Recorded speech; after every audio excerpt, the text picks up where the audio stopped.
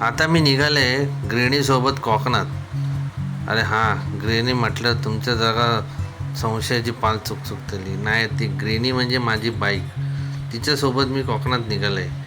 डोंबिवली ते कणकवली कसं प्रवास होता तो बघा. 5:30 निघायचा होता पण 5:40 झाली. चला आता पुढे जाऊया. आता मी पनवेलला गेले. तसं सूर्यनारायणानं डोक्यावर काढलं आणि पुढचा प्रवास चालू केला.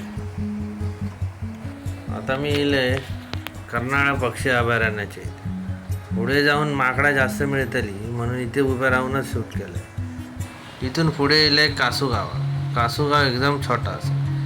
इथे जागा मिळाली असती ना तर घर बांधले असते.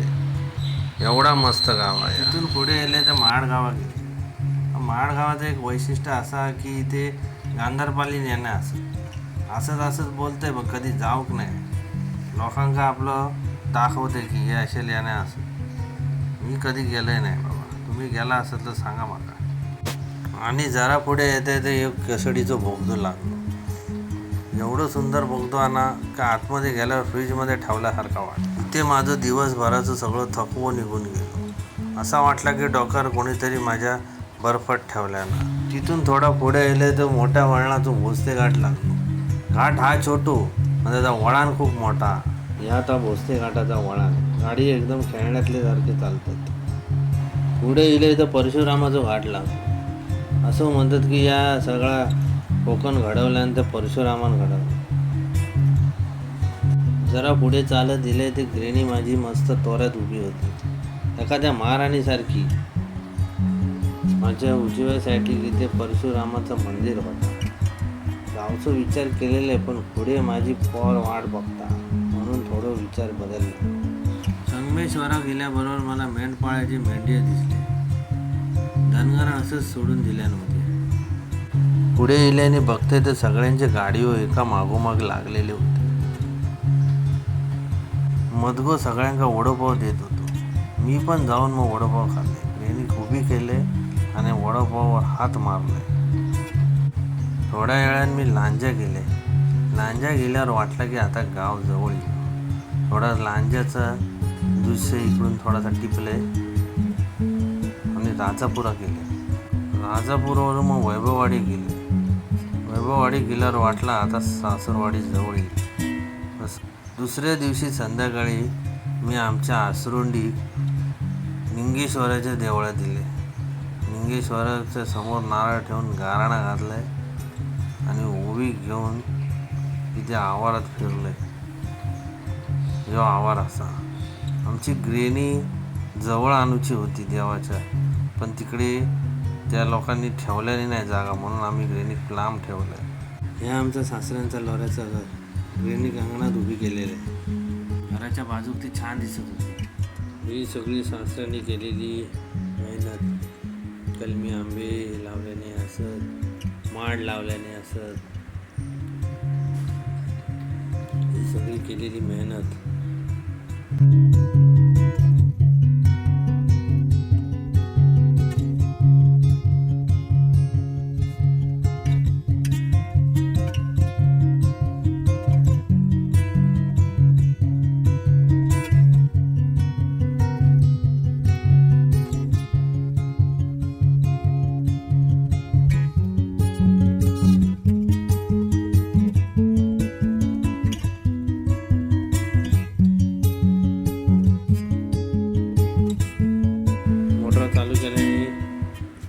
काय नळ असून झाडांका पाणी जाता आणि हे जे गोल टपके खाल्ल्याने त्यात जाऊन पाणी साठता.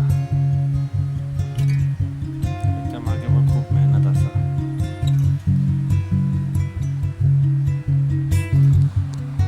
ही अशी घरातून एंट्री असा.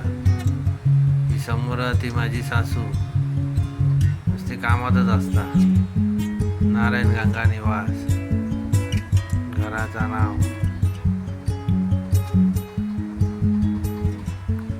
त्याच्यानंतर आतमध्ये शिरलं.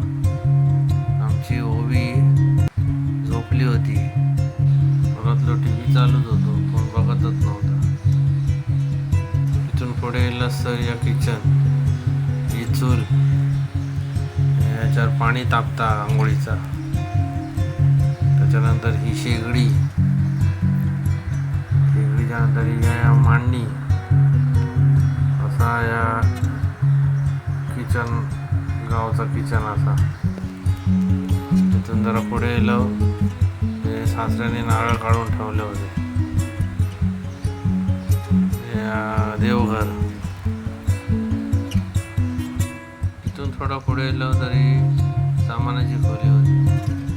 ममताची सायकल लहानपणी चालवत होता.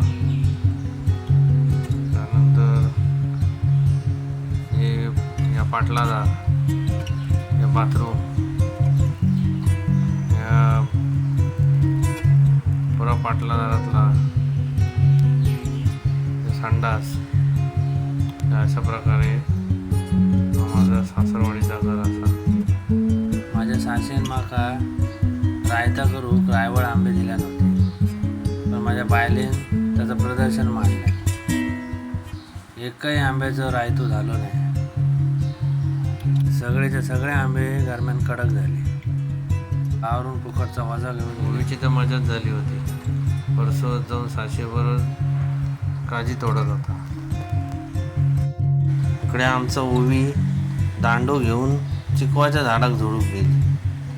हातात मिळत नव्हते तरी काठी वर करून ती काढूचा प्रयत्न करत होती. साशियाची कंबर दुखता म्हणून ती खाली बसून काजू निवडत होती. सासरे यावेळी काजू किती धरले त्याचा मोजमाप करत होते. ओवी एक एक करून त्या गमेल्यात टाकत होती. सासू इथे दाखवत होती, इथे असा इथे असा. कोणाचं लक्षच नव्हतं. मग सासरे येऊन हातान काढून गेले. मग ते सासून त्यांना अडवून मग त्यांच्या थोडी पाचापाची झाली. मग ओवी तिकडे बघत उभी राहिला. मग त्यांना मग ओवी किलो राग ओवीन काजू झुडूक चालू केल्या. मग काय सासऱ्याने जाणको घेतल्याने काढून आणि ओवीक दाखवल्याने कसं काजू काढतं. एका टिचकीतच त्याने अशी काजू उडवल्याने. असं यो काजू काढण्याचा खेळ चालू होतो. एका झाडावरून दुसऱ्या झाडावर, दुसऱ्या झाडावरून तिसऱ्या झाडावर. आणि मग काय काजू जमले, मस्त जमले. आणि सासऱ्याने एक कास तोडल्याने हातान आणि चलत राहले. सासू आपली वर तोंड करून बघत राहिली. मग काय रात्री झोपाळ्या बसून गाजालीक मारूक बसले. ओवीन त्यांना बाजूक केला आणि स्वतः येऊन बसले. तुम्ही पुढच्या व्हिडिओची वाट बघा.